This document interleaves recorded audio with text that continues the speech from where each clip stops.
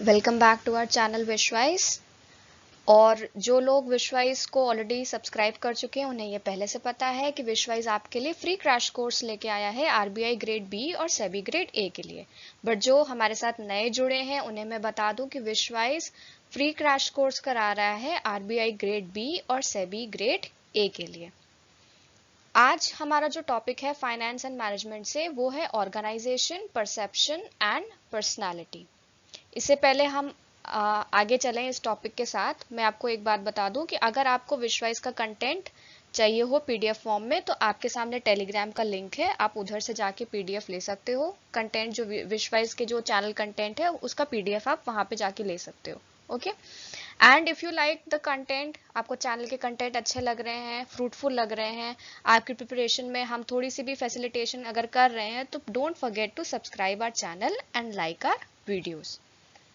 So today we are going to deal with the topic, हमारा जो management है, management में से हम ये वाला टॉपिक आज करेंगे जिसमें क्या है हमारा meaning and concept of organisational behaviour, personality, meaning, factors affecting personality, big 5 model of personality, और यहाँ से हम करेंगे perception, concept of perpetual errors. ये जो कॉन्सेप्ट ऑफ री है ये इसका अलग टॉपिक आपको मिलेगा, इसके डिस्क्रिप्टिव के लिए एक अलग वीडियो आएगा। ठीक है, तो आज हम बेसिकली पर्सनालिटी, परसेप्शन और ऑर्गेनाइजेशनल बिहेवियर पे फोकस करेंगे। चलिए नेक्स्ट देखते हैं। Definition, organisational behaviour often abbreviated as OB, मतलब उसको छोटे फॉर्म में ओबी भी कहते हैं। It is a field of study that investigates individuals, groups and structure affect and is affected by behaviour within organisations. Behavior refers to what people do in the organization, how they perform, and what their attitudes are. Because the organization studies are often business organizations, OB is frequently applied to address workplace issues such as absenteeism, turnover, productivity, motivation, working in groups, and job satisfaction. Managers often apply the knowledge gained from OB research to help them manage their organizations more effectively. So OB क्या है? Organisational behaviour को अगर हम simple भाषा में कहें तो वो जो इंडिविजुअल्स एक ऑर्गेनाइजेशन में जिस तरह से बिहेव करते हैं उस चीज को इन्वेस्टिगेट करना, ठीक है, और उसके जो स्ट्रक्चर इफेक्ट है उनको देखना कि और कैसे वो उनके बिहेवियर से अफेक्ट हो रहा है उस ऑर्गेनाइजेशन पे। ठीक है, so that is known as organisation behaviour. Fine, तो अब जब उस ऑर्गेनाइजेशन बिहेवियर से ओबी से हमें बिल्कुल पता चल रहा है कि जब ये ऑर्गेनाइजेशन ही स्टडी कर रही है, ठीक है, it is studied under the organisation, तो जो बहुत सारा वर्क प्लेस इशू है वही इस ओबी किस पे अप्लाई होगा, जो वर्क प्लेस का इशू है, जैसे absenteeism, turnover, productivity, motivation, working in groups and job satisfaction. मतलब जहां पे इस स्टडी को हम अप्लाई करेंगे वो क्या होगी, हमारी ऑर्गेनाइजेशन की जो टर्म्स हैं या जो वहां की सिचुएशनल प्रॉब्लम्स है या जो वहां की सिचुएशनल स्टडी है उस पे अप्लाई होंगी। Okay, organizational behavior can be defined as the understanding, prediction and management of human behavior both individually or in a group that occur within an organization. इन सबको सम अप करके हम एक proper definition बना सकते हैं जो कि क्या है, it can be defined as the understanding, prediction and management of किसका, ह्यूमन बिहेवियर का। कैसे, इंडिविजुअल लेवल पे भी और ग्रुप में भी। कहां पे, विद इन एन ऑर्गेनाइजेशन। ठीक है, तो फिर से एक बार देखते हैं ऑर्गेनाइजेशन बिहेवियर क्या है।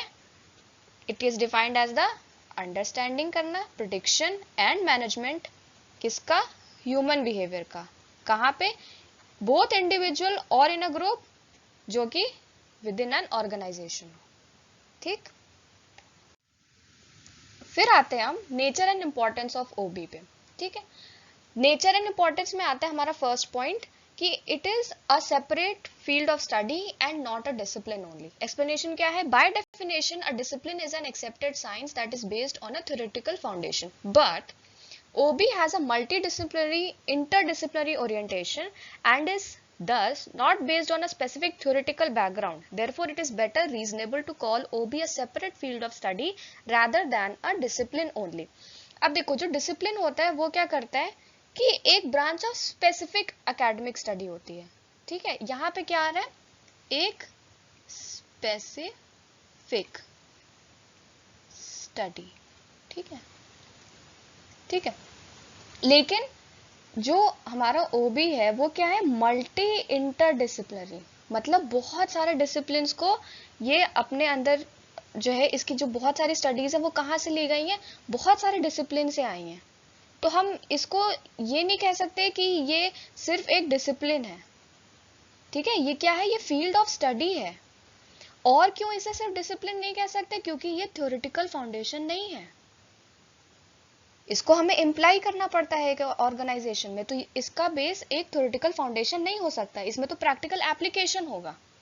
ठीक है, तो इन दोनों वजहों से ये हम मेजरली कह सकते हैं कि it is just not a discipline but a separate field of study.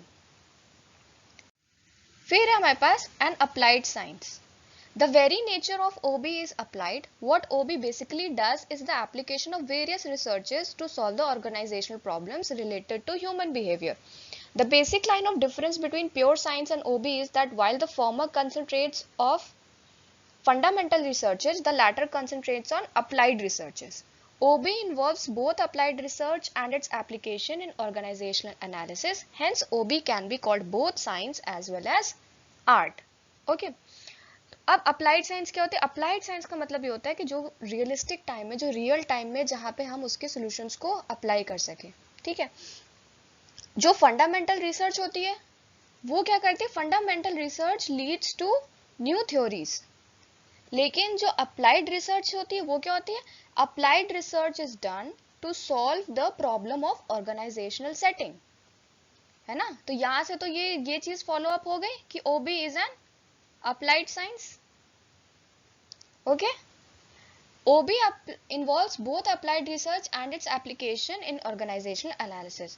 क्योंकि जब हम किसी प्रॉब्लम का सलूशन निकालते हैं तो फंडामेंटल चीज़ों पे हम हर बार नहीं जा सकते, जो ऑलरेडी है वो, क्योंकि हमारी हर बार वो प्रॉब्लम न्यू होगी, है ना। और न्यू चीज़ों को जब हम सॉल्व करते हैं तो हो सकता है उसके न्यू वे ऑफ सोल्यूशन हो, उसको फाइंड करने के नई तरीके हो, तो वहाँ पे इसीलिए उसको अप्लाइड साइंस कहा गया है। अगेन ये थ्योरेटिकल नहीं है, ये अप्लाइड है, एक्सपेरिमेंटेशन है, प्रैक्टिकलिटी है। ओके, तो यहाँ पे इसीलिए ओबी को अप्लाइड साइंस कहा गया है। ठीक है, an interdisciplinary approach. OB is essentially an interdisciplinary approach to study human behavior at work.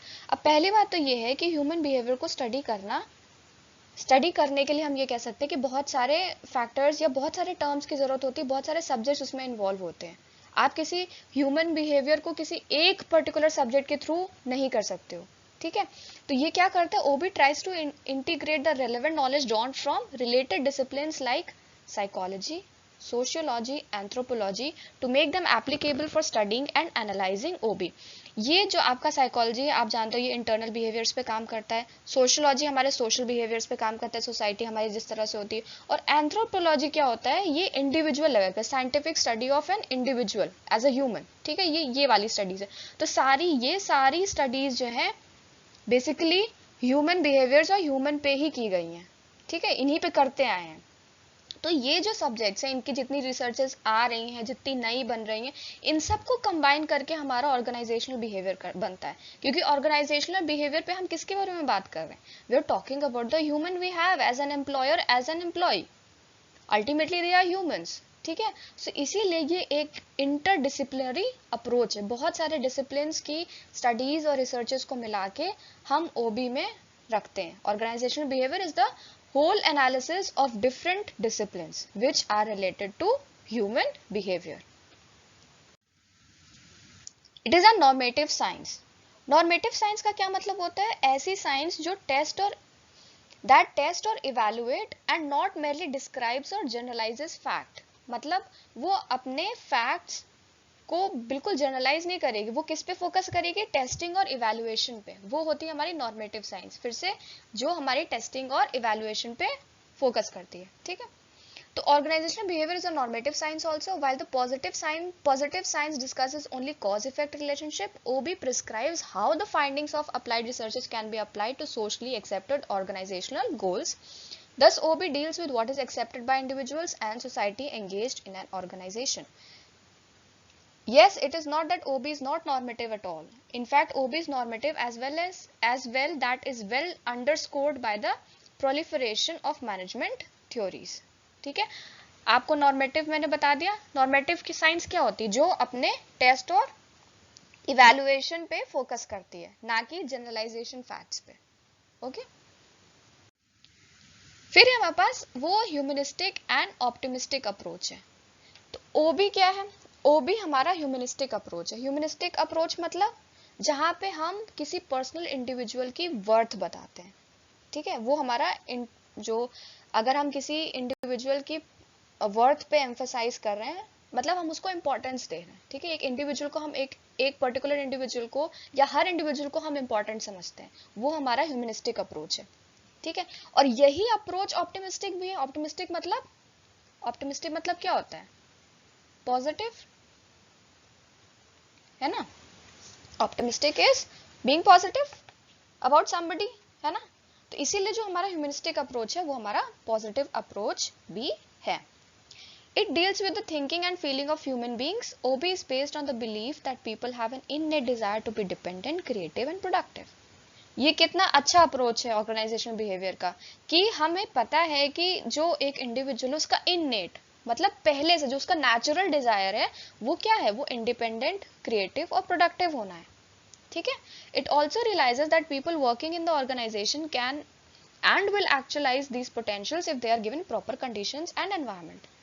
वो इस बात पे बिलीव करता है ओबी कि अगर ऑर्गेनाइजेशन में जो लोग काम कर रहे हैं उनको प्रॉपर कंडीशन मिले और प्रॉपर एनवायरनमेंट मिले तो वो बिल्कुल अपने पोटेंशियल्स को मीट करने की कोशिश करेंगे. They will work for that.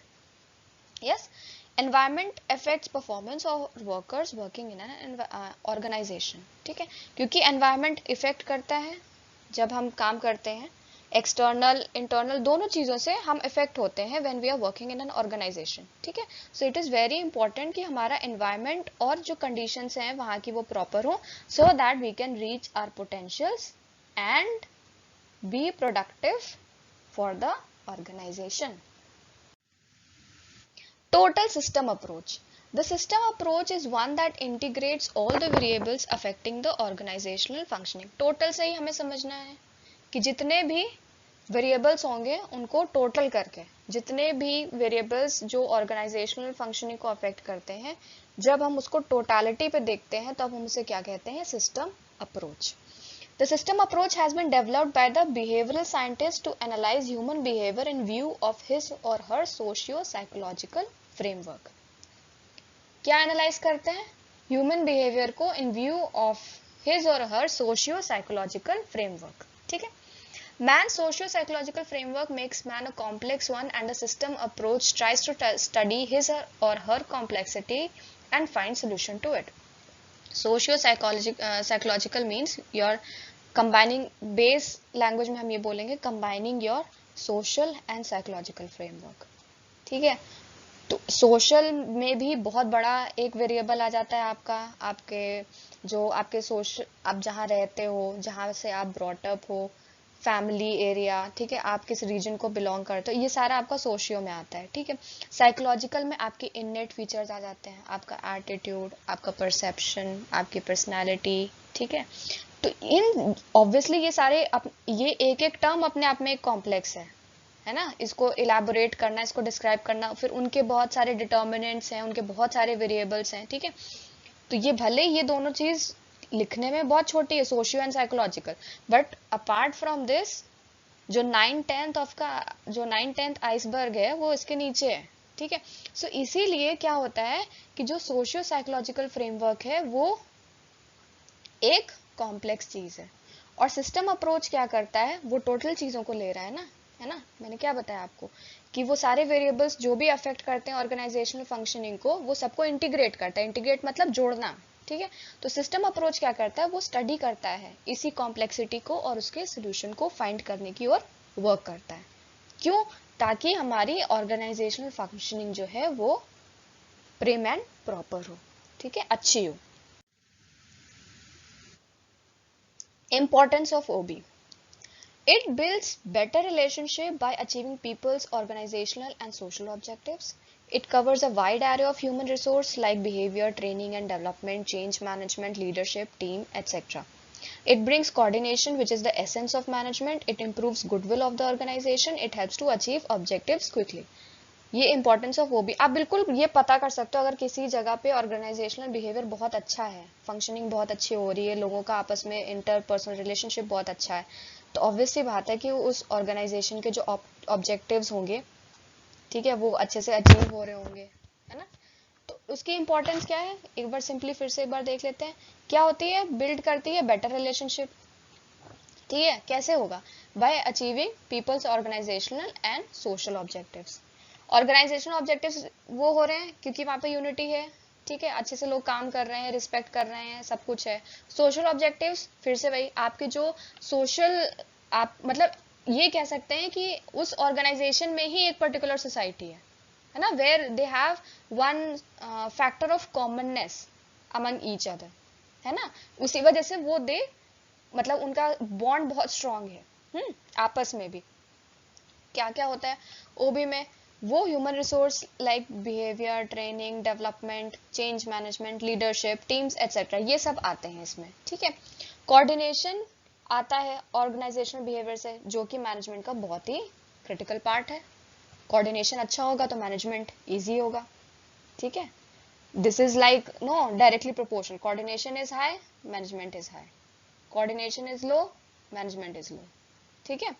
It improves goodwill of the organisation, एक अच्छे क्या बोलेंगे कि एक अच्छे उसके लिए, है ना, अच्छी चीज के लिए, एक या कह सकते हैं मतलब ऑर्गेनाइजेशन के अच्छे के लिए, है ना, we can say goodwill means organisation के अच्छे के लिए है वो भी, ठीक है। It helps to achieve objectives quickly, क्योंकि जब ऑर्गेनाइजेशनल बिहेवियर के थ्रू ऑर्गेनाइजेशनल फंक्शनिंग बहुत अच्छी है तो ऑब्जेक्टिव्स को अटेन करना आसान है और वो जल्दी अटेन हो जाते हैं। It makes optimum utilisation of resources, बहुत ही एफिशिएंट यूटिलाइजेशन ऑफ रिसोर्सेज होता है।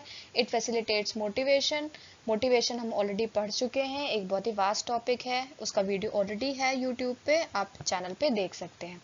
It leads to higher efficiency, efficiency अच्छी रहेगी।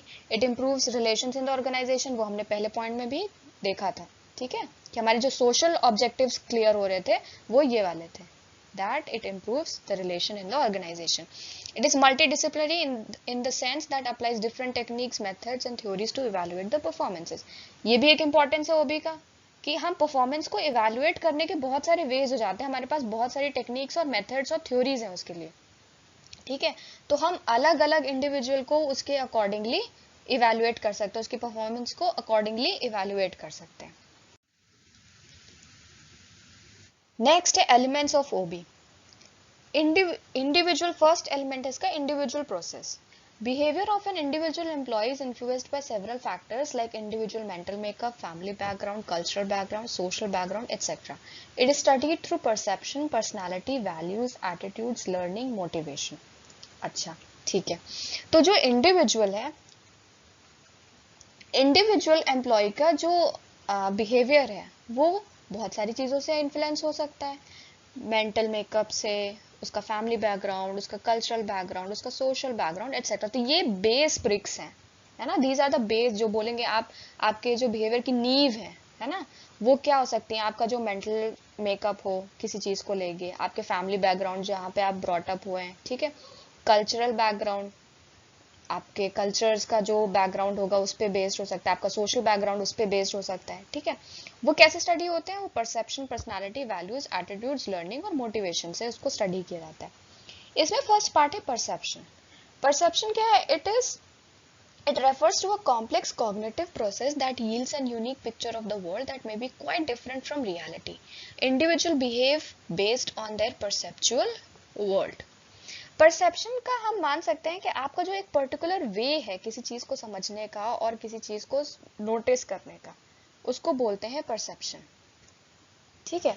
हो सकता है कि सामने वाली जो चीज हो वो रियल में कुछ हो, लेकिन आप उसको किसी दूसरी तरह से परसेप्ट कर रहे हो, ठीक है, तो वो क्या होता है आपका perception.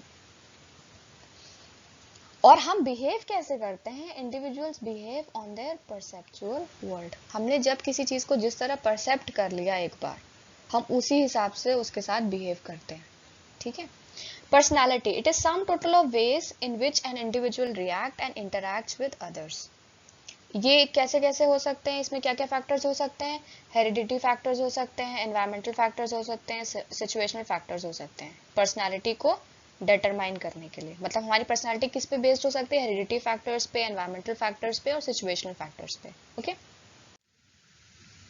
Values, these are the basic convictions that a specific mode of conduct or end state of existence is personally or socially preferable to an opposite or converse mode of conduct। values मतलब values जो हम एक etiquettes की बात करते हैं, है ना, मॉरल वैल्यूज की बात करते हैं जो कि सोशली प्रेफरेबल है या फिर पर्सनली प्रेफरेबल भी हो सकती है, जो हमें पर्सनली लगता है कि हाँ ये एक पर्टिकुलर बिहेवियर वैल्यू में आता है हमारा, या जो सोसाइटी के लिए प्रेफरेबल है कि हमें ये कुछ बैड मैनर्स हमने हटाए हुए हैं, है ना। This is values is just about the good manners we have, है ना, एंड द एटिकेट्स और generosity we have, it's about that.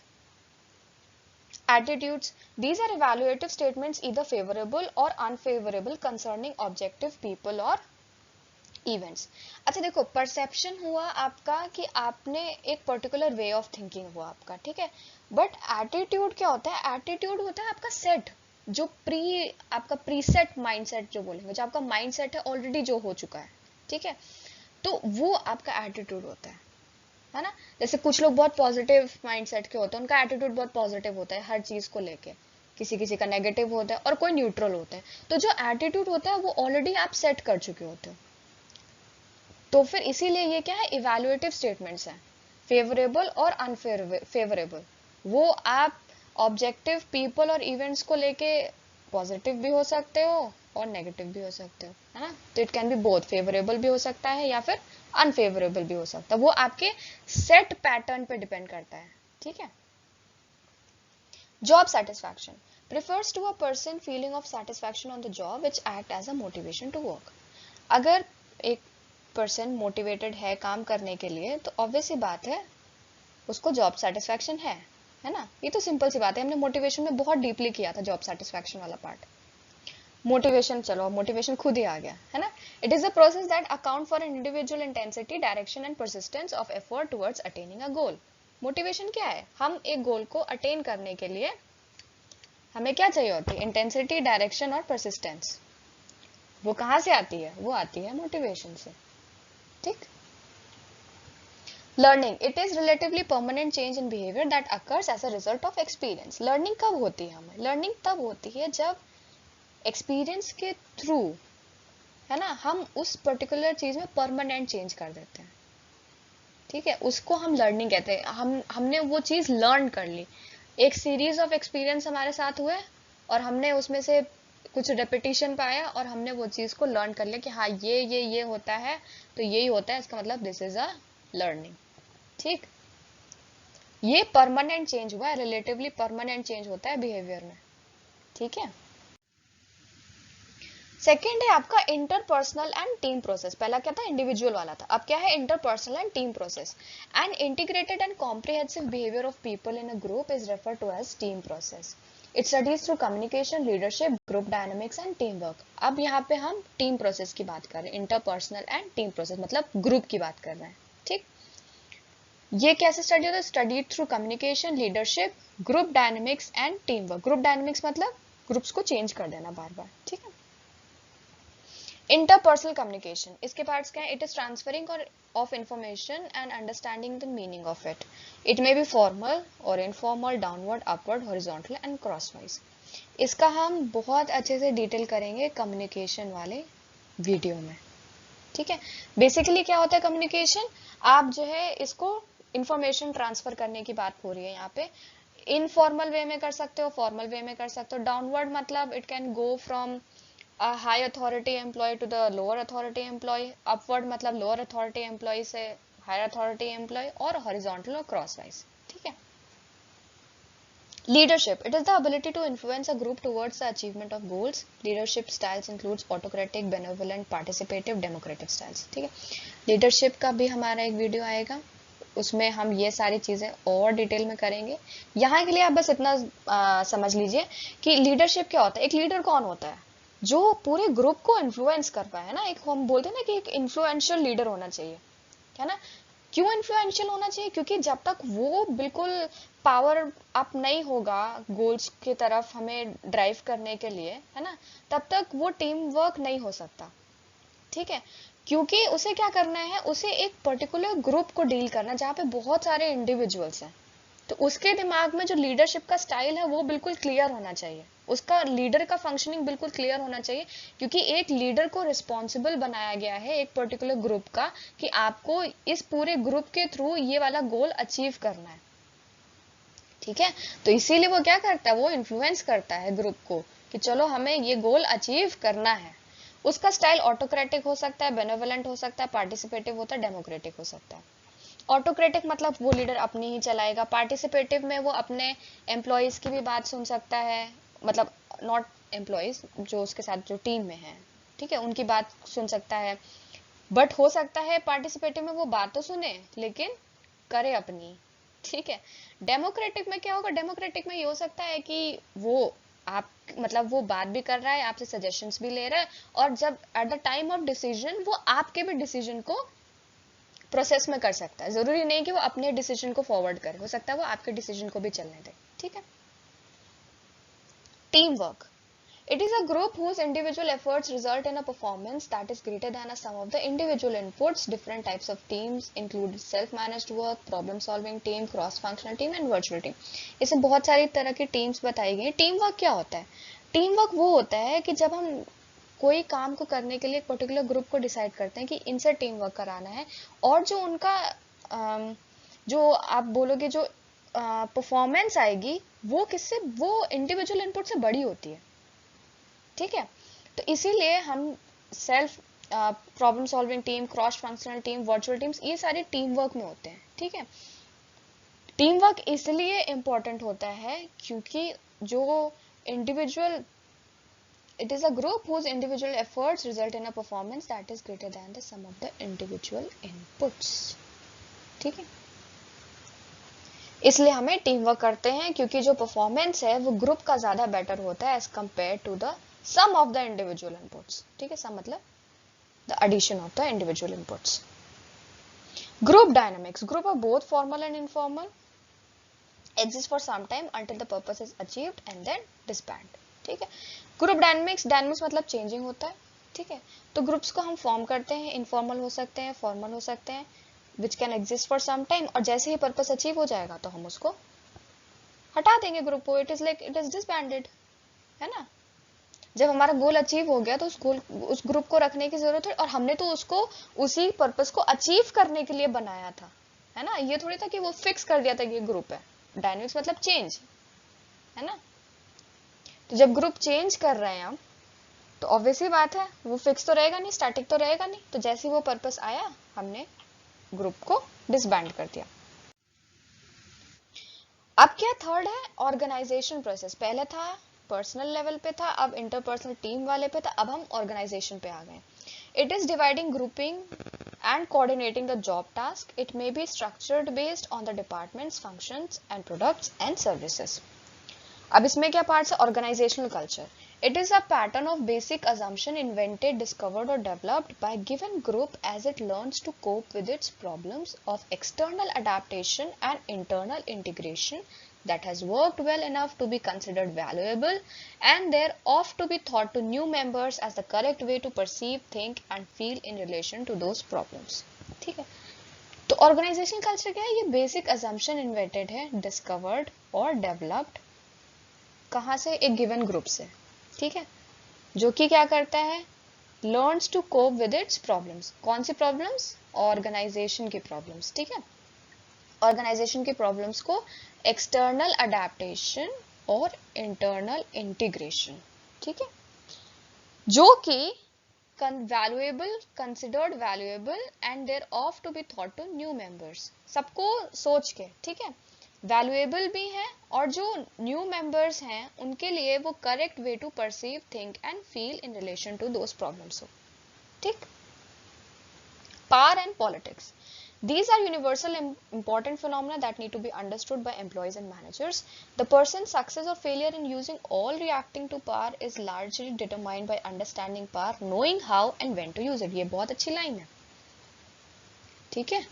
Power and politics ये ऑर्गेनाइजेशन में होती है, ठीक है, लेकिन पर्सन का सक्सेस और failure in using all reacting to power is largely determined by understanding, क्या, पावर को अंडरस्टैंड करना, उसको समझना कि कब और कैसे और कहाँ यूज करना है, ठीक है। ये एक यूनिवर्सल इंपॉर्टेंट फेनोमेना है जो कि एम्प्लॉयज और मैनेजर्स को समझने की नीड है, ठीक है। फिर है job design and organisational design. It helps to understand the way the jobs have been designed. It is formulating the philosophy for coordinating the job task. Organisation design gives shape to the organisation, ठीक है। तो ये एक particular way है कि किस तरह से एक ऑर्गेनाइजेशन में जॉब्स को डिजाइन करना चाहिए, ठीक है। ये क्या होता है, जो फिलॉसफी होती है coordination of the job task, उस हिसाब से हम अपनी जॉब्स को डिजाइन करते हैं. ऑब्वियस सी बात है, जो ऑर्गेनाइजेशनल डिजाइन है वही हमारे ऑर्गेनाइजेशन को डिजाइन करता है. Designing is just on the basis of the particular role of jobs, the type of jobs you have in an organisation, ठीक. Decision making. It is one of the most important activities to be performed by the managers and requires expertise. It is the process of choosing the best from among the alternative solutions under a given set of circumstances. तो जो decision making है वो एक manager का role होता है, which is very crucial. और उसके लिए एक manager को expertise होना चाहिए. तभी जब हम कभी कोई भी जॉब में जब जाते हैं तो हमसे हमारा एक्सपीरियंस पूछा जाता है. जरूरी नहीं है कि जिसके पास एक्सपीरियंस हो, एक्सपर्टीज हो, बट बेसिकली इट्स ट्रू.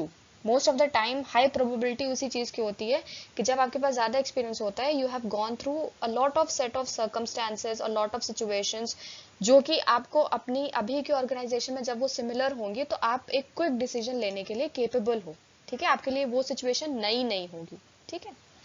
सो इसीलिए बोला गया है कि मैनेजर्स को एक्सपर्टीज होना चाहिए डिसीजन मेकिंग के लिए, ठीक है. क्या होता है उसमें, हमें एक बेस्ट चूज करना होता है, choosing the best from the alternative solutions under a given set of circumstances. किसी भी पर्टिकुलर सिचुएशन में अगर बहुत सारे सोल्यूशन है हमारे पास, तो हमें उसमें से एक बेस्ट चूज करना होता है, जो कि बहुत इंटेंस डिसीजन होता है. Change process. अब हमारा फोर्थ प्रोसेस है चेंज प्रोसेस. पर्सनल हो गया, टीम वर्क हो गया, ऑर्गेनाइजेशन वाला हो गया. अब हमारा है कौन सा, change process. The management of change involves adapting an organisation to the demand of the environment and modifying the actual behaviour of the employees. Obvious सी बात है, ठीक है. आपको एक ऑर्गेनाइजेशन में अडैप्ट करना है, उसके एनवायरनमेंट के अकॉर्डिंग अडैप्ट करना है और अपने एक्चुअल बिहेवियर को मॉडिफाई करना पड़ेगा अपने ऑर्गेनाइजेशन के according. Many things must be considered when undertaking organization change, including types of pressures, kinds of resistance to change, and who should implement the change. ठीक है. अब हमें ये भी होता है कि चेंजेस तो हम कर लें, ठीक है, लेकिन उसका हमें ये भी तो पता हो कि इम्प्लीमेंटेशन कौन करेगा, उसके लिए रेजिस्टेंस कौन होगा उस चेंज के लिए, प्रेशर क्या क्या है, अगर हम चेंज को इम्प्लीमेंट कर रहे हैं तो क्या क्या प्रेशर होंगे उस चेंजेस के लिए, ठीक. अब आते हैं पर्सनालिटी पे. Personality is the sum total of ways in which an individual reacts to and interacts with others. ठीक. हम बहुत बार ये एक लेमन लैंग्वेज में बोलते हैं कि उसकी पर्सनालिटी बहुत अच्छी है या उसकी पर्सनालिटी ठीक ठीक है, उससे कंपेयर करके उसकी पर्सनालिटी नहीं अच्छी है ना. We use this term personality, है ना. तो पर्सनालिटी क्या है, it is the sum total of ways in which an individual reacts and interacts with others. ठीक है, दो चीजें हैं, reacts and interacts. We most often describe it in terms of the measurable traits a person exhibits. ठीक है, तो हम उसे क्या करते हैं, डिस्क्राइब करते हैं मेजरेबल ट्रेट्स. ट्रेट्स मतलब क्वालिटीज कह लो, कैरेक्टरिस्टिक्स कह लो, ठीक है, ऐसा कह सकते हैं, मेजरेबल जिनको मेजर किया जा सके. ठीक, तो 5 ब्रॉड ट्रेट्स हैं जिनके एक्रोनिम है ओशन. ठीक है, OCEAN, where O is openness, C is conscientiousness, E is extraversion, A is agreeableness, N is neuroticism. ठीक है, आगे हम बिग 5 मॉडल में उसको और डिस्क्रिप्टिव में पढ़ेंगे, लेकिन पहले मैं अभी थोड़ा सा बता देती हूँ. ओपननेस मतलब ओपन टू डिफरेंट एक्सपीरियंस. ठीक है, डिफरेंट एक्सपीरियंस, डिफरेंट सिचुएशन की तरफ कितना ओपन है वो, ठीक। सी इज कॉन्सेंशियसनेस। कॉन्सेंशियसनेस मतलब कितना ऑर्गेनाइज्ड है, ठीक है, कितना थॉटफुल है, ओके, कितना कॉशियस है ना, ये सब चीजें इसके अंदर आती। एक्स्ट्रावर्जन, एक्स्ट्रावर्जन मतलब कि वो सोशल सर्कमस्टेंसेस में कैसा बिहेव कर रहा है, social interaction, social interaction behave, ठीक। ए इज अग्रीएबलनेस। अग्रीएबलनेस में अग्री से हम लगा सकते हैं कि वो कितना कोऑपरेटिव है, ठीक है। न्यूरोटिसिज्म में, न्यूरोटिसिज्म में कि उसकी इमोशनल सेंसिटिविटी कितनी है ना, या कितनी है, या मेजरेबल है तो हम यही कहेंगे कि कितनी है इमोशनल सेंसिटिविटी, सेंसिटिविटी, ओके, ठीक। आगे हम इसको और अच्छे से पढ़ेंगे, ठीक।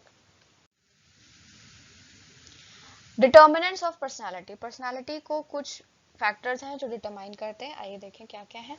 Heredity, it refers to those factors that were determined at conception. Individual's personality is the molecular structure of the genes located in the chromosomes.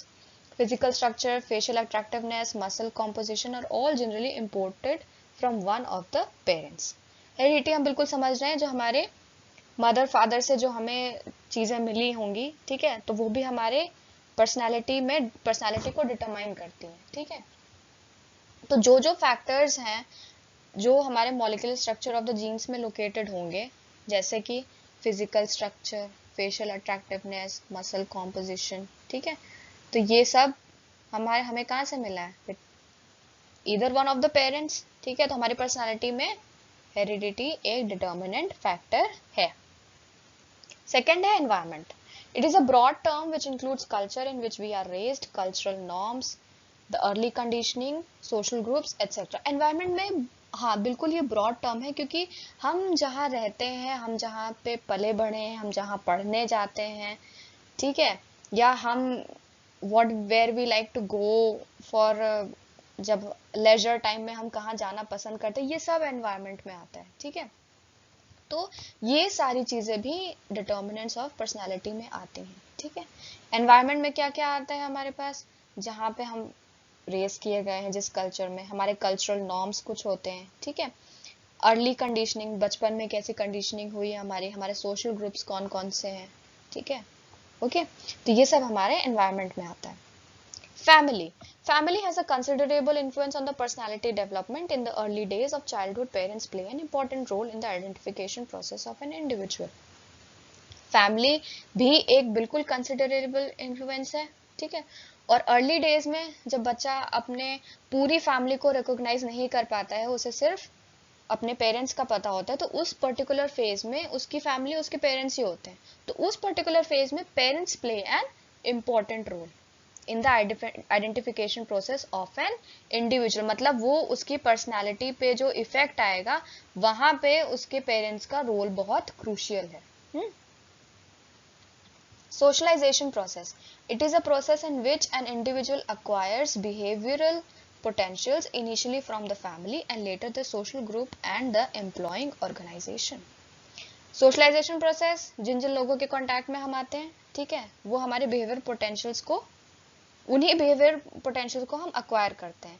पहले हम फैमिली में होते हैं तो हम फैमिली में, ठीक है, हमारा कोई सोशल ग्रुप होगा जिसमें हमारे फ्रेंड्स होंगे, है ना, उनको, ठीक। फिर और आगे हम जाएंगे पढ़ने लिखने, वहां पे जो हमारा कॉलेज ग्रुप होगा, again it is a social group only, और लास्ट में अपने एम्प्लॉइंग ऑर्गेनाइजेशन में, ठीक है, कोई भी, ठीक। नेक्स्ट है हमारे पास personality traits. Personality traits are the enduring qualities और characteristics that describes an individual behaviour, ठीक। ट्रेट्स का मैंने आपको बताया था, ट्रेट्स का मतलब कैरेक्टरिस्टिक्स भी होता है और क्वालिटीज भी होता है। तो उसमें क्या क्या है हमारे पास, the Myers Briggs type indicator, the big 5 model, और type A and type B personality. चलिए ये तीनों देखते हैं एक एक करके। पहला है हमारे पास the Myers Briggs type indicator, MBTI। The Myers-Briggs Type Indicator is the most widely used personality assessment instrument in the world. ठीक है, अब ये याद रखिए कि पर्सनालिटी को हमने मेजरेबल ट्रेट बोला है. मेजरेबल ट्रेट का मतलब वो मेजर की जा सकती है. ठीक है, तो इसीलिए ये क्या है, ये most widely use personality assessment instrument in the world है. क्या होता है इसमें? It is a 100 question personality test that ask people how they usually feel और एक्ट इन पर्टिकुलर सिचुएशन. बहुत सारे क्वेश्चनर्स होते हैं. ठीक है, respondents are classified as extroverted और इंट्रोवर्टेड. अब देखिए इनके पास कुछ इनिशियल्स हैं. जो रिस्पॉन्स कर रहे हैं उनके क्वेश्चंस को, उनको किस में क्लासिफाई किया? एक्सट्रोवर्टेड और इंट्रोवर्टेड, ई और आई. सेंसिंग और इंट्यूटिव, एस और एन. थिंकिंग और फीलिंग, टी और एफ. जजिंग और परसीविंग, जे और पी. ठीक है, the terms are defined as follows: extroverted versus introverted. Extroverted individuals are outgoing, sociable and assertive. Introverts are quick and shy. ये हमने देखा है ना, हमारे फ्रेंड्स हैं या हम खुद हैं, है ना, हमें पता है कि हम एक्स्ट्रावर्टेड हैं या इंट्रोवर्टेड हैं. हम बहुत जल्दी सोशल हो जाते हैं, लोगों के साथ बहुत जल्दी घुल मिल जाते हैं लोगों के साथ, या फिर हम चुप रहना पसंद करते हैं. ठीक है. सेंसिक और intuitive. Sensic types are practical and prefer routine and order. They focus on details. Intuitive rely on unconscious process and look at the big picture. ठीक है, तो जो सेंसिंग वाले होंगे, सेंसिंग वाले क्या करते हैं? वो प्रैक्टिकल होते हैं. ठीक है, वो प्रेफर करते हैं रूटीन एंड ऑर्डर को. They focus on details. Intuitive क्या करते हैं? वो अपने अनकॉन्शियस, जो हम गट फीलिंग बोलते हैं, वो इंट्यूटिव फीलिंग होती है ना, वो गट फीलिंग पे अपना रिलाई करते हैं और they look at the bigger picture. वो डिटेल्स पे फोकस नहीं करेंगे, वो ऑन द होल चीजों को फोकस करेंगे. ठीक. Thinking versus feeling. Thinking types use reason and logic to handle problems. Feeling types rely on the personal values and emotions. जो थिंकिंग टाइप होगा वो क्या होगा? वो रीजनिंग होगी उसके पास, लॉजिक्स होंगे, है ना, किसी भी प्रॉब्लम को हैंडल करने के लिए he will use reason and logic. और जो फीलिंग टाइप्स होंगे वो क्या करेंगे? वो पर्सनल वैल्यूज एंड इमोशंस पे वर्क करेंगे. ठीक है. Judging versus perceiving. Judging type want control and prefer their world to be ordered and structured. Perceiving types are flexible and spontaneous. तो जजिंग वाले होंगे वो क्या करेंगे? वो थोड़ा they want control over somebody, है ना.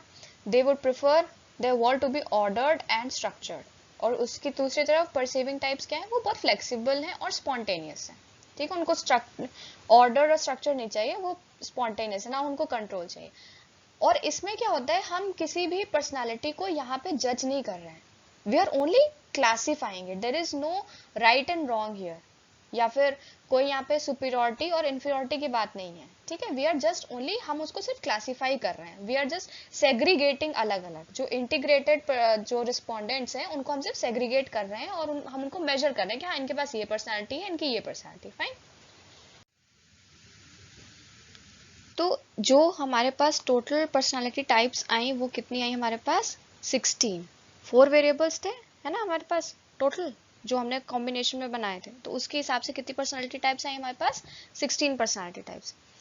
और आइडेंटिफाई किया हमने every person by one trait from each of the 4 pairs. ठीक है. फॉर एग्जाम्पल हमने हर पेयर में से एक को अलग किया और हमारे पास जो जैसे एग्जाम्पल, जैसे आप इससे ज्यादा अच्छे से समझोगे, introverted, intuitive, thinking and judging people. ठीक है, हर पेयर में से एक ट्रेट निकाला हमने. ठीक है. आर विजनरीज, वो क्या है? INTJs शॉर्ट में. दे आर क्या? Visionaries with original minds and great drive. वो स्केप्टिकल हैं, critical, independent, determined and often stubborn. ESTJs मतलब जो एक्स्ट्रावर्ट थे, है ना, सेंसिंग वाले थे, थिंकिंग वाले थे और जजिंग वाले थे. ठीक. वो क्या है? वो ऑर्गेनाइजर्स हैं, रियलिस्टिक हैं, लॉजिकल हैं, एनालिटिकल हैं, डिसिसिव हैं और natural head for business and mechanics. ENTP में हमारे एक्सट्रोवर्ट जो थे, जो इंट्यूटिव थे, जो थिंकिंग वाले थे और जो परसीविंग वाले थे. वो क्या है? वो कॉन्सेप्चुअलाइज है, इनोवेटिव है, इंडिविजुअलिस्टिक है, वर्सेटाइल है and attracted to entrepreneurial ideas. This person tends to be resourceful in solving challenging problems but may neglect routine assignments. ठीक है.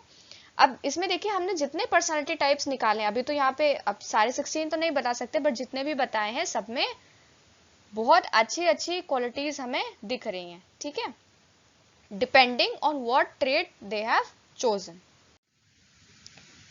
नेक्स्ट है हमारे पास the big five model. The MBTI में lack strong supporting evidence but an impressive body of research supports the thesis of the big five model.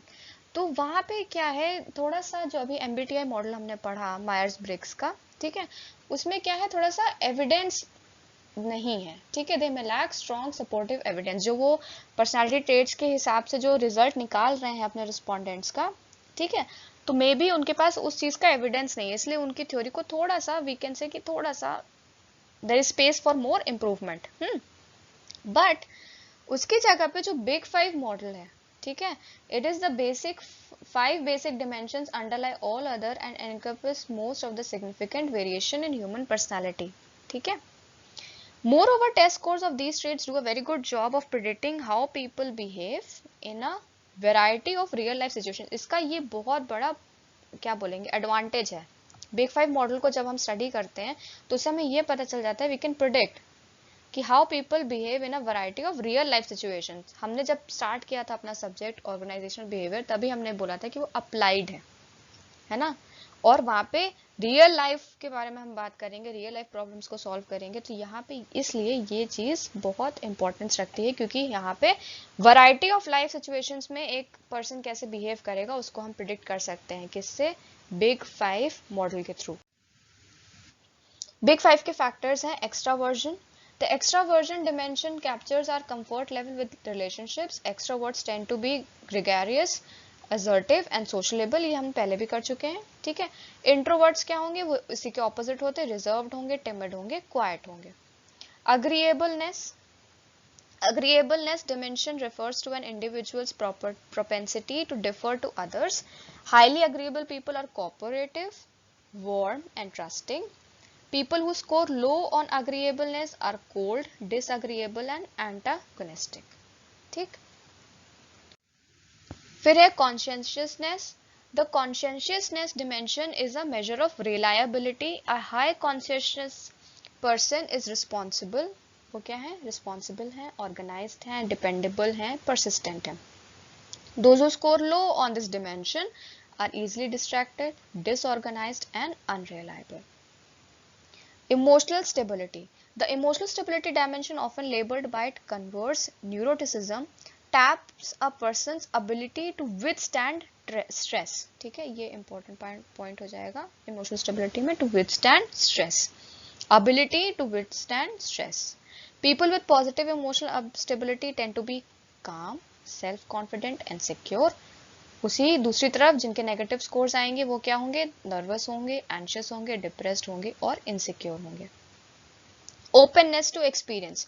The openness to experience dimension addresses range of interest and fascination with novelty. Extremely open people are creative, curious, artistically sensitive. Those at the other end of the category are conventional and find comfort in the familiar. Next है हमारा type A and type B personality. Type A and type B are two types of trait classification. Trait वही आपके characteristic और features या फिर quality, ठीक। Type A क्या होते हैं, टाइप ए वो होते हैं जो aggressive, ambitious, controlling, highly competitive, preoccupied with status, workaholics, hostile and lack patience.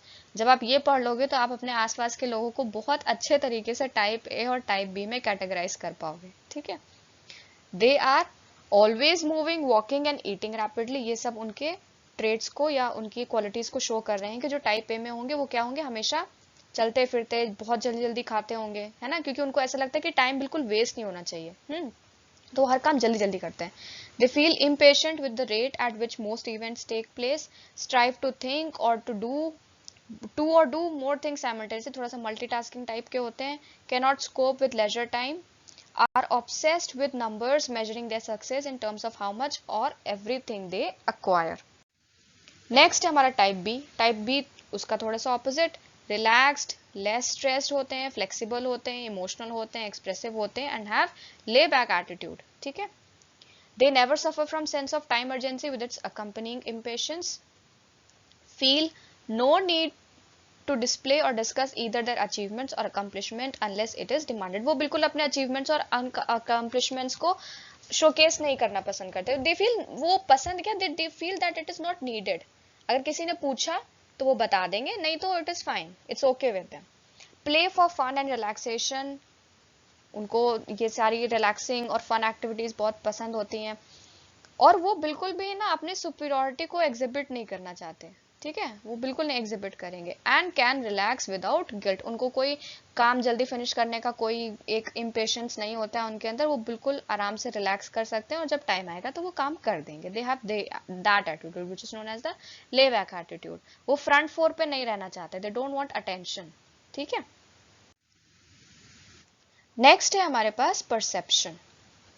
Perception is an intellectual process of transforming sensory stimuli to meaningful information. Sensory stimuli मतलब जो perception होता है, किसी चीज़ को जब हम perceive करते हैं तो वो हम अपने sensory organ से करते हैं, ठीक है। देखना, किसी चीज़ को खाना, या किसी चीज़ का टच फील करना, या किसी को चीज़ को स्मेल करना, किसी चीज़ को सुनना, किसी, ठीक है।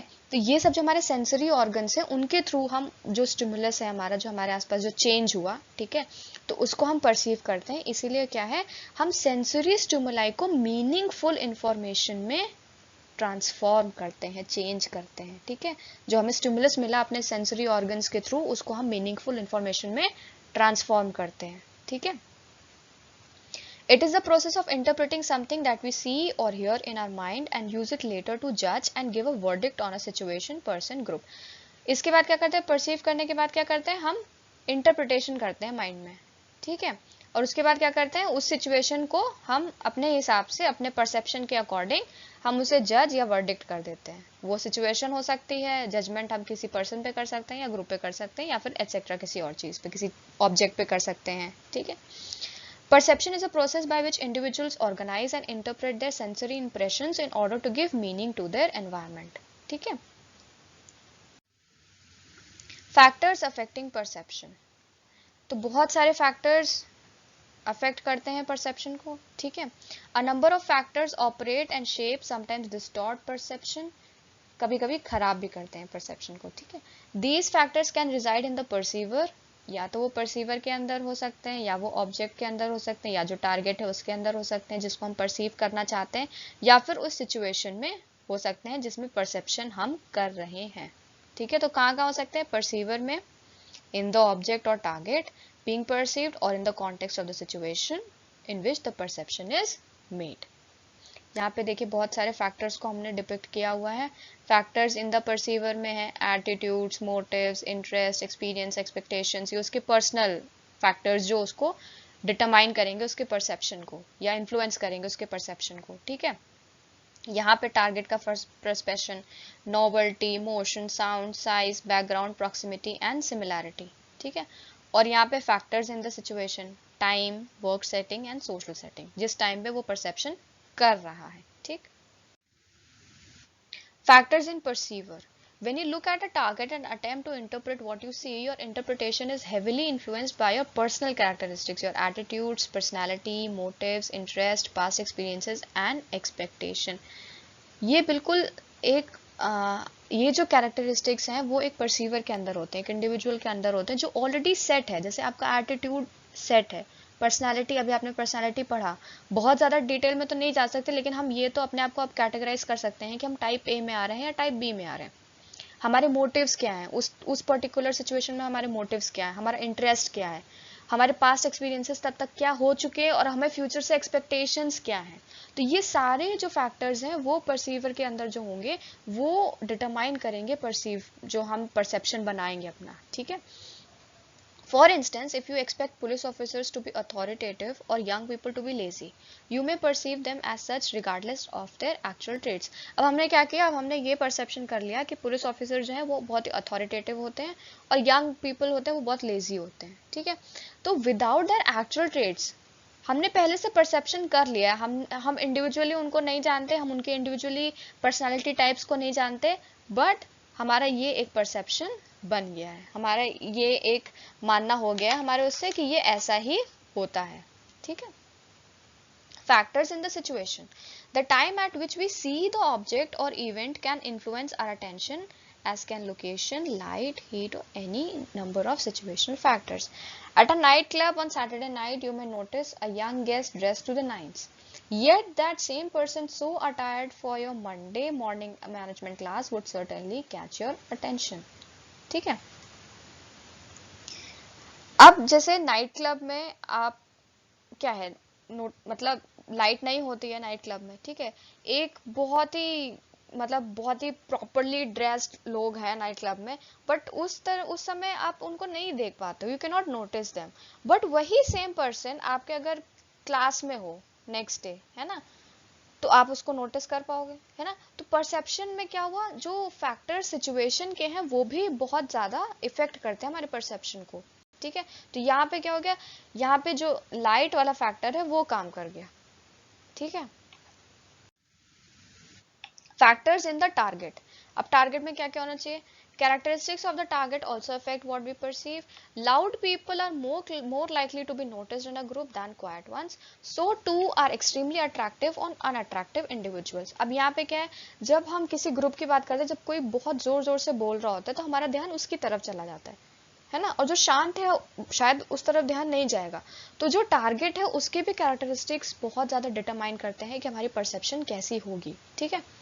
Because we don't look at targets in isolation, the relationship of a target to its background also influences perception, as does our tendency to group close things and similar things together. जैसे कि क्या, we often perceive women, men, whites, African Americans, Asians, or members of any other group that has clearly distinguishable characters as alike in other unrelated ways as well. अब ये जितना हमारे पास ये example लिखा हुआ है, हो सकता है कि इनके जो बिल्कुल क्लियरली डिस्टिंग्विशेबल कैरेक्टरिस्टिक्स हैं इनमें, ठीक है, लेकिन हम क्या परसीव करते हैं उनको, हम बिल्कुल एक जैसा परसीव करते हैं, है ना. कुछ कुछ कंट्रीज के लोग होते हैं जो बहुत आसपास है, उनके फीचर्स हैं, डिस्टिंग्विशेबल फीचर्स हैं, लेकिन हमें लगता है कि वो बिल्कुल सेम कंट्री को बिलोंग करते हैं, है ना.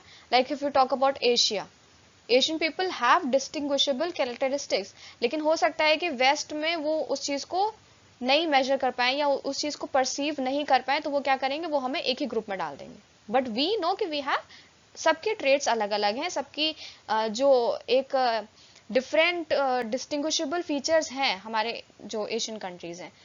इसी तरह वेस्टर्न में जो वेस्टर्न कंट्रीज के होते हैं, अब जैसे इंडिया के लिए सारे फॉरेनर्स होते हैं, है ना, बट जितनी फॉरेन कंट्रीज हैं सबके एक अलग अलग डिस्टिंग्विशेबल कैरेक्टरिस्टिक्स हैं, ठीक है. तो इसी तरह से हम अपने जब हम चीजों को परसीव करते हैं तो हम उनको एक साथ भी जोड़ देते हैं, और कभी कभी वो एक साथ होते हुए भी हम उनको अनरिलेट कर देते हैं, ठीक है.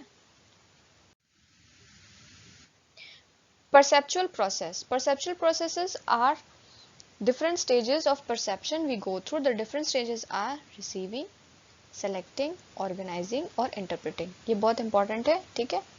RSOI, रिसीविंग, पहले रिसीव करते हैं, फिर सेलेक्ट करते हैं, फिर ऑर्गेनाइज करते हैं, फिर इंटरप्रेट करते हैं. आइए इसको देखें डिटेल में. Receiving is the first and most important stage in the process of perception. It is the initial stage in which a person collects all information and receives the information through the sense organs. जब किसी चीज की receiving होगी तभी तो बाद में जाके उसका परसेप्शन बनेगा. तो फर्स्ट क्या है प्रोसेस में, सबसे पहला है रिसीविंग. किसी भी एक सेंसरी ऑर्गन से आपकी रिसीविंग होगी, ठीक है, जहां पे आप अपनी कलेक्ट करोगे ऑल इंफॉर्मेशन, ठीक है. और ये हमारी सबसे इनिशियल स्टेज और इम्पॉर्टेंट है, मोस्ट इम्पॉर्टेंट स्टेज, क्योंकि ये फर्स्ट स्टेज है, इसी पे सब कुछ बेस्ड है, ठीक. Selecting is the second stage in the process. Here a person doesn't receive the data randomly but selectively. अब ये selecting हो गया, यहाँ पे हमें सारी information milli, collect all information, but यहाँ पे हम selective हो गए, ठीक है. A person selects some information out of all. यहाँ पे all थी ना, यहाँ से all पे some पे आ गए, ठीक है. With his interest or needs, the selection of data is dominated by various external and internal factors. अब जो हम selection हम करते हैं वो किस पे डिपेंड करता है कि डोमिनेटिंग क्या है उसमें, एक्सटर्नल इंटरनल फैक्टर्स में जो हैं उनमें से क्या डोमिनेटिंग, उसके हिसाब से हम सिलेक्शन करते हैं. जैसे एक्सटर्नल फैक्टर्स में क्या हो सकता है, intensity, size, contrast, movement, reputation, familiarity और नोवेल्टी. उस पर्टिकुलर परसेप्शन के लिए, ठीक है। उसके लिए इंटरनल फैक्टर्स क्या हो सकते हैं? Internal factors that influence the perception on an individual internally are again psychological requirements, learning, background, experience, self acceptance and interest, ठीक है। तो यहाँ पे हमारे एक्सटर्नल फैक्टर्स हैं और यहाँ पे हमारे इंटरनल फैक्टर्स हैं, ठीक है। नेक्स्ट है ऑर्गेनाइजिंग। हमारा क्या क्या हो गया? रिसीविंग हो गया और सिलेक्शन हो गया। हमने ऑल इंफॉर्मेशन रिसीव की, उसमें से सम इंफॉर्मेशन को सेलेक्ट किया। अब सम इंफॉर्मेशन को हमें ऑर्गेनाइज भी तो करना है, तो थर्ड स्टेप क्या है? Organising. Keeping things in order और से in a synchronised way is organising. Organising क्या होता है? चीजों को सिंक्रोनाइज्ड वे में रखना। In order to make sense of the data received, it is important to organize them. अब हमें डेटा तो बहुत सारा मिल गया, ठीक है, लेकिन अब जब हम उसको ऑर्गेनाइज करेंगे तब उसका एक पर्टिकुलर सेंस बनेगा। तो हम उसको ऑर्गेनाइज कैसे करेंगे? Grouping them on the basis of their similarity, proximity, closer and continuity, ठीक है। Establishing a figure ground is the basic process in perception. Here by figure we mean what is kept as main focus and background we mean background stimuli which are not given attention, ठीक है। Perceptual constancy, that is the tendency to stabilize perception so that contextual changes don't affect them. एक constant tendency होती है stabilise करने की perception को, कि अगर कॉन्टेक्चुअल चेंजेस होते भी हैं तो हमारी जो परसेप्चुअल कॉन्स्टेंसी है वो इफेक्ट नहीं होनी चाहिए। नेक्स्ट है इंटरप्रेटिंग, ठीक है। Finally we have the process of interpreting, ये लास्ट है, ठीक है। ROSI याद रखिए, ठीक है। Receiving, RSOI, receiving, selecting, organizing और लास्ट में इंटरप्रेटिंग। तो उसमें क्या करते हैं? Forming an idea about a particular object depending upon the need or interest. Interpretation means that the information we have sensed and organized is finally given a meaning by turning it into something that can be categorized, ठीक है। और यहाँ पे हो जाती है stereotyping या hello effect. Stereotyping होता है हम प्री डिसाइड कर देते हैं चीज़ों को, और हैलो इफेक्ट ये होता है कि जो हमने इंप्रेशन क्रिएट किया है वो इंप्रेशन हमारा किसी और एरिया में जब हम ओपिनियन करेंगे तो उसको इन्फ्लुएंस करेगा, वो होता है हमारा हैलो इफेक्ट, ठीक है। Perceptual errors and its types. अब देखो परसेप्शन है, हम अपने तरफ से कोई चीज डिसाइड कर रहे हैं, कोई जजमेंट या वर्डिक्ट दे रहे हैं, तो हो सकता है हम कभी कभी गलत भी हों, तो उसके कुछ एरर्स और टाइप्स हैं। A perceptual error is the inability to judge humans, things और situations fairly और accurately. Judgment तो हम कर रहे हैं, लेकिन वो क्या है? Fairly और accurately नहीं है। That is the inability to judge human things or situations fairly or accurately, ठीक है। Examples could include such things as bias, हाँ bias हो सकते हैं, है ना, पक्षपात होता है कि नहीं, prejudice, stereotyping, which have always caused human beings to err in different aspect of their lives, which is like we hold back to all these things, है ना। Perceptual error has strong impact on organization and it hampers in proper decision making skill while hiring, performance appraisal, review, feedback, etc. अब जो perceptual errors है वो organization में कैसे hit करते हैं? वो क्या करते हैं? Hamper करते हैं proper decision making skill को। कब? जब हायर करना होता है, जब परफॉर्मेंस अप्रेजल देना होता है, जब रिव्यू देना होता है और फीडबैक देना होता है, ठीक है। क्योंकि अगर हम इनएबिलिटी है हमारे पास टू जज ह्यूमंस, थिंग्स और सिचुएशंस फेयरली एंड एक्यूरेटली, तो यहाँ पे प्रॉपर डिसीजन मेकिंग तो हैम्पर होगी, है ना। There are many types of perceptual errors in workplace. So पहला परसेप्चुअल एरर है हमारा सेलेक्टिव परसेप्शन, ठीक है। अब सेलेक्टिव परसेप्शन में क्या होता है? People generally interpret according to the basis of interest, idea and backgrounds. Interest, idea और बैकग्राउंड्स के हिसाब से हम इंटरप्रेट कर लेते हैं, ठीक है। It is a tendency not to notice and forget the stimuli that cause emotional discomfort. हम ये भूल जाते हैं कि हो सकता है कि जो इमोशनल डिस्कम्फर्ट हो रहा हो या जो स्टिमुलस ऐसा हो, तो उस चीज को हम नोटिस नहीं करते हैं। For example, we might think that fresher graduates with above 80% marks will exceptionally do well in technical interviews of respective subjects, है ना। तो हमने यहाँ पे क्या देखा कि सेलेक्टिव परसेप्शन हमने कर लिया कि भैया जो फ्रेशर ग्रेजुएट्स होंगे जिनके इतने नंबर होंगे वो बिल्कुल वेल करेंगे टेक्निकल इंटरव्यूज में। अब यहाँ पे इमोशनल डिस्कम्फर्ट उनको हो रहा है जो 80%, मतलब हम एक डिस्कम्फर्ट कॉज कर रहे हैं कि नहीं, जो 80% नहीं लेके आए हैं उनके लिए एक इमोशनल डिस्कम्फर्ट कॉज कर रहे हैं हम, but we are not noticing that, है ना, we are forgetting that. So ये होता है सेलेक्टिव परसेप्शन, जब आप एक पर्टिकुलर कैटेगरी को लेके चलते हो, है ना, दैट इज सेलेक्टिव परसेप्शन। और आप सेलेक्टिव किस बेसिस पे हो सकते हो, अपने इंटरेस्ट, आइडिया और बैकग्राउंड्स को लेके, ठीक है। नेक्स्ट है hello effect. We misjudge people by concentrating on one single behavior or trait. It has deep impact and give inaccurate result most of the time. हम क्या करते हैं, हम बिल्कुल मिसजज करते हैं लोगों को उनके सिंगल बिहेवियर और ट्रेट पे।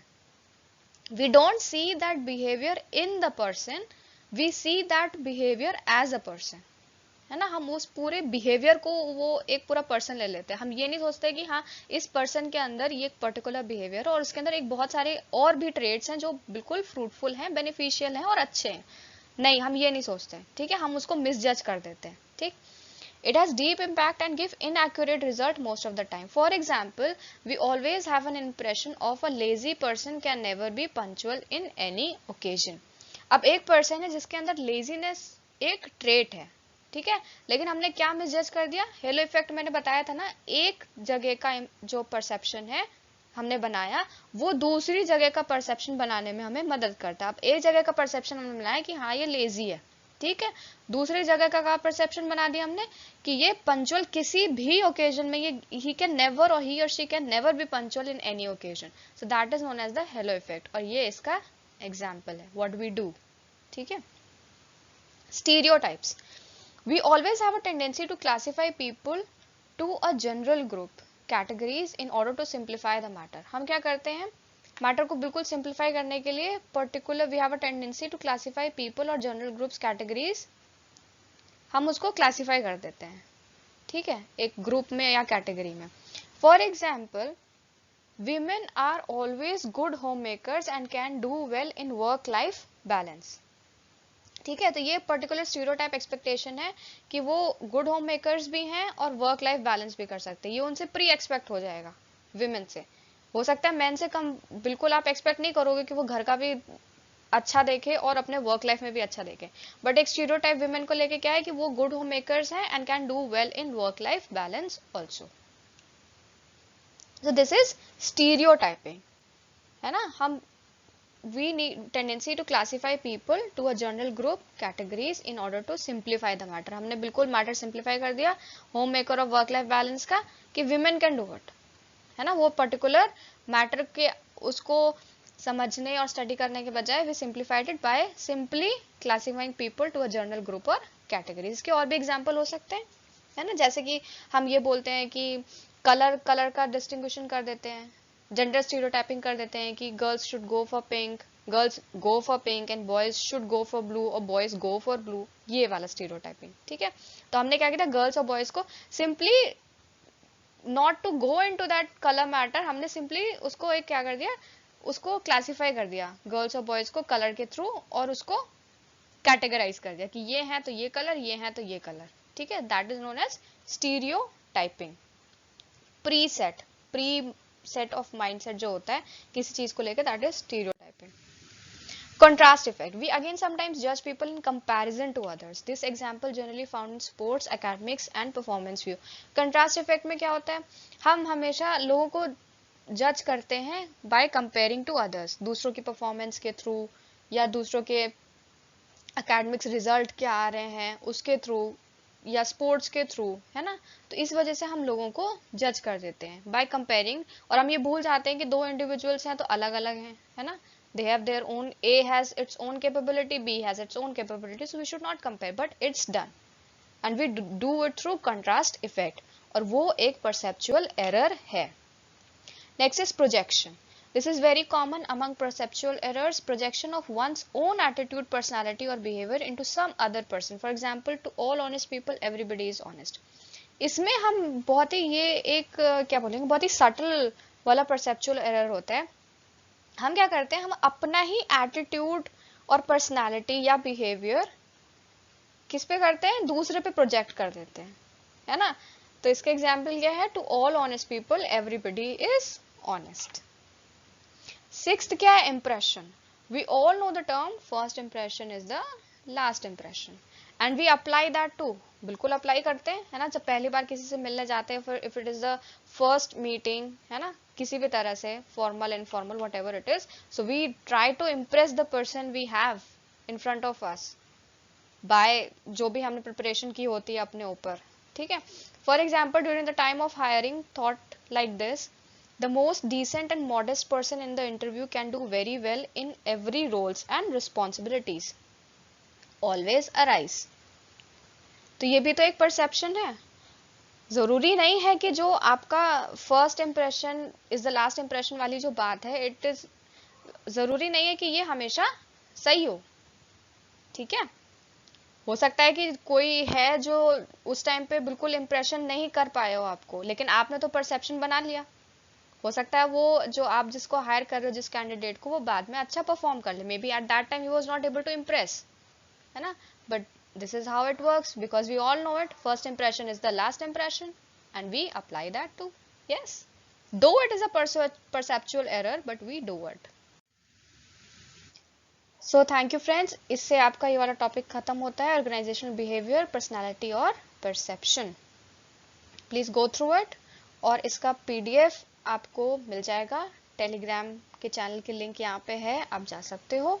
Okay, I wish you good health until we meet next time.